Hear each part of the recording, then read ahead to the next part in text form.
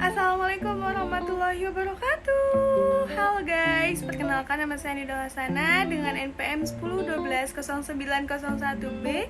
Saya dari Prodi S1 Manajemen Universitas Teknologi Digital. Di sini saya akan menjelaskan mengenai ucapan para khalifah, umara, serta orang-orang soleh menjelang ajalnya. Untuk memenuhi salah satu tugas evaluasi tengah semester mata kuliah Pendidikan Agama 6. Yang pertama itu khalifah. Khalifah adalah gelar yang diberikan untuk pemimpin umat Islam setelah wafatnya Nabi Muhammad SAW. Khalifah juga sering disebut sebagai Amirul Mukminin atau pemimpin orang yang beriman atau pemimpin orang-orang mukmin yang kadang-kadang disingkat menjadi Amir. Khulafaur Rasyidin merupakan para khalifah yang memimpin umat Islam menggantikan Nabi Muhammad SAW. Para khalifah ini hanya ada 4 orang, yaitu terdiri dari yang pertama Abu Bakar, yang kedua Umar bin Khattab, yang ketiga Utsman bin Affan, dan yang keempat Ali bin Abi Thalib. Khalifah bukan sebagai nabi, melainkan sebagai kepala pemerintahan, kepala negara, serta pemimpin umat. Keempat sahabat Nabi Muhammad SAW ini menjadi Khulafaur Rasyidin, merupakan orang-orang yang bijaksana dan setia kepada Nabi Muhammad SAW. Ucapan khalifah pertama yaitu dari Muawiyah bin Abu Sufyan. Muawiyah bin Abu Sufyan adalah khalifah yang berkuasa pada tahun 661 sampai 680. Dia merupakan salah satu sahabat Nabi dan juga merupakan saudara tiri dari Ummu Habibah Ramlah, yaitu istri Nabi Muhammad SAW.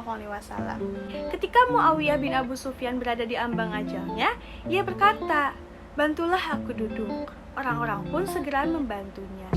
Setelah membaca kalimat tasbih dan berzikir kepada Allah sampai menangis, ia berkata kepada dirinya sendiri, "Wahai Muawiyah, kamu baru ingat Tuhanmu setelah datangnya masa tua dan usia uzur. Betapa elok seandainya kamu melakukan hal ini ketika masih muda dan segar." Ucapan Muawiyah bin Abu Sufyan. Ucapan khalifah kedua yaitu dari Muhammad bin Uqbah. Muhammad bin Uqbah adalah seorang sahabat Nabi Muhammad SAW.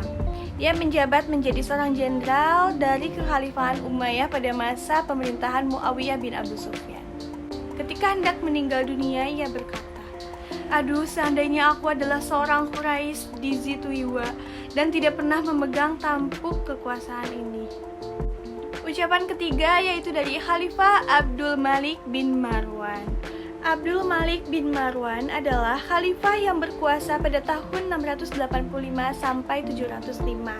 Dia merupakan salah seorang khalifah Umayyah di Syria yang paling lama berkuasa.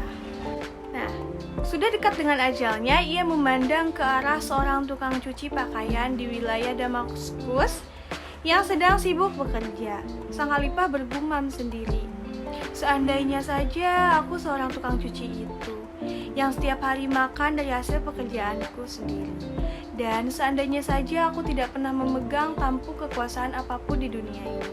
Saat sudah dalam kondisi kritis, Abdul Malik bin Marwan ditanya, "Bagaimana keadaan Anda, wahai Amirul Mukminin?"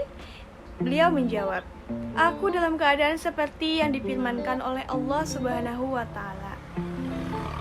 Dan sesungguhnya yang datang kepada kami sendiri-sendiri, sebagaimana kami ciptakan pada mulanya, dan kamu tinggalkan di belakangmu atau dunia apa yang telah kami karuniakan kepadamu." Quran Surat Al-An'am ayat 94. Setelah menjawab seperti itu, beliau pun menghembuskan napas terakhirnya. Ucapan kelima yaitu dari Umar bin Abdul Aziz. Umar bin Abdul Aziz atau disebut juga Umar kedua adalah khalifah yang berkuasa dari tahun 717 sampai 720. Umar berasal dari Bani Umayyah cabang Marwani. Dia merupakan sepupu dari khalifah sebelumnya. Diriwayatkan bahwa menjelang kematiannya, Khalifah Umar bin Abdul Aziz menangis. Seseorang bertanya, "Kenapa engkau menangis, wahai Amirul Mukminin?" "Bergembiralah, karena engkau telah banyak berjasa menghidupkan kembali sunnah-sunnah Nabi dan menegakkan keadilan."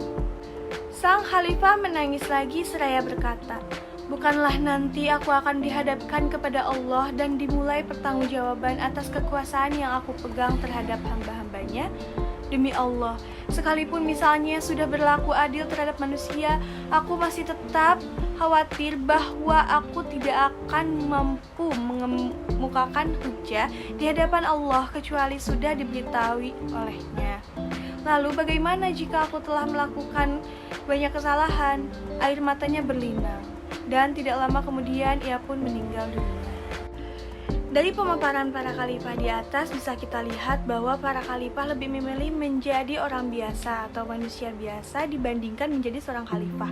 Karena menjadi seorang khalifah itu memiliki tanggung jawab yang besar karena harus memimpin para anggotanya. Ketika apa yang mereka ajarkan tidak sesuai dengan syariat, mereka takut nanti akan dipertanggungjawabkan pada saat penghisaban. Maka dari itu mereka lebih memilih menjadi orang biasa. Nah, untuk yang kedua yaitu umara. Umara adalah pemimpin eksekutif yang bertanggung jawab terhadap jalannya pemerintahan, yang dalam menjalankan pemerintahan tersebut tidak boleh bertentangan dengan prinsip yang dituntunkan oleh para ulama. Umara yang pertama yaitu dari Salman Al-Farisi. Salman Al-Farisi adalah sahabat Nabi Muhammad SAW yang berasal dari Persia. Di kalangan sahabat lainnya, dia dikenal dan dipanggil sebagai Abu Abdullah. Saat kematian menghampiri Salman Al-Farisi, ia menangis. Seseorang bertanya, "Kenapa engkau menangis?" Salman pun menjawab, "Aku menangis bukan karena rasa berat hati meninggalkan dunia ini, sebab Rasulullah SAW telah mengajarkan kepada kita bahwa bekal kita dari dunia ini harus cuman sekedar bekal seorang pengembara." Sepeninggal Salman, harta yang ditinggalkannya dihitung dan ternyata jumlahnya hanya 10 dirham, lebih sedikit saja. Umara yang kedua yaitu Bilal bin Rabah. Bilal bin Rabah Al-Habasyi adalah mantan budak Umayyah bin Khalaf yang kemudian dimerdekakan oleh Abu Bakar Asy-Siddiq setelah mengalami penyiksaan oleh mantan tuannya yang berasal dari Bani Jumah itu. Ketika ajal Bilal bin Rabah telah dekat, istrinya menangis. "Aduh, malang nian."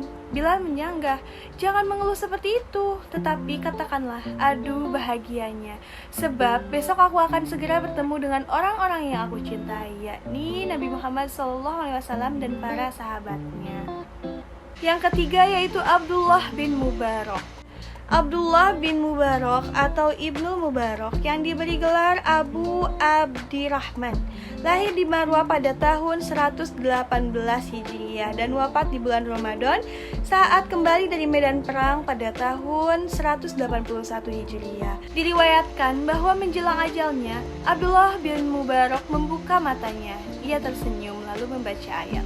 Untuk kemenangan serupa ini hendaklah berusaha orang-orang bekerja. Umara keempat yaitu Ibrahim An-Nakhi. Ibrahim An-Nakhi adalah seorang tabi'in, teolog, dan ahli hukum. Ia bertemu banyak sahabat Nabi termasuk Anas bin Malik dan Aisyah binti Abu Bakar. Nah, saat merasa ajal kematiannya hampir tiba, Ibrahim An-Nakhi menangis. Seorang temannya bertanya, "Kenapa engkau menangis?" Lalu Ibrahim pun menjawab, "Aku sedang menunggu utusan dari Allah yang akan mengabariku apakah aku akan masuk surga atau masuk neraka." Yang ketiga yaitu ucapan dari orang-orang soleh. Orang soleh adalah orang yang memiliki iman dan menjalankan sesuatu yang sudah diimani dari Allah dan Rasul-Nya. Amalan-amalan soleh harus kita ketahui dengan berdasar keilmuan agar kita bisa merasakan dampak dari amal soleh yang sudah kita jalankan. Orang soleh pertama yaitu Syekh Majdi Muhammad Asy-Syawawi menjelaskan ucapan orang-orang saleh menjelang kematiannya berbeda-beda sesuai dengan keadaan mereka masing-masing. Ada yang dicekam oleh rasa cemas, ada pula yang dirundung oleh rasa harap. Ada juga yang dikuasai oleh rasa rindu dan cinta. Setiap orang membicarakan kondisinya masing-masing, kata Syekh Majdi Muhammad Asy-Syawawi. Orang soleh kedua yaitu Amir bin Abdul Qais yang menangis menjelang wafatnya. Ketika ditanya apa yang membuatnya menangis, Amir pun menjawab, "Aku tidak menangis karena sedih terhadap kematian, tidak pula karena sayang terhadap dunia, melainkan karena aku tidak bisa lagi merasakan kehausan di siang terik dan salat malam di musim dingin." Hadis riwayat Ahmad dalam musnadnya. Orang yang di akhir ajalnya mengucapkan kalimat tauhid dengan tulus dari hatinya, meyakini Allah sebagai Tuhannya, maka ia akan masuk surga, sebagaimana dijelaskan di atas. Adapun perilaku sebelum-sebelumnya yang berupa keburukan, maka itu terserah kehendak Allah. Entah diampuni atau disiksa, bisa jadi ia masuk surga secara langsung, namun bisa jadi dia disiksa terlebih dahulu untuk pembersihan, kemudian masuk surga setelah melalui proses tersebut. Pada intinya, dia tidak disiksa di neraka secara kekal. Wallahu a'lam.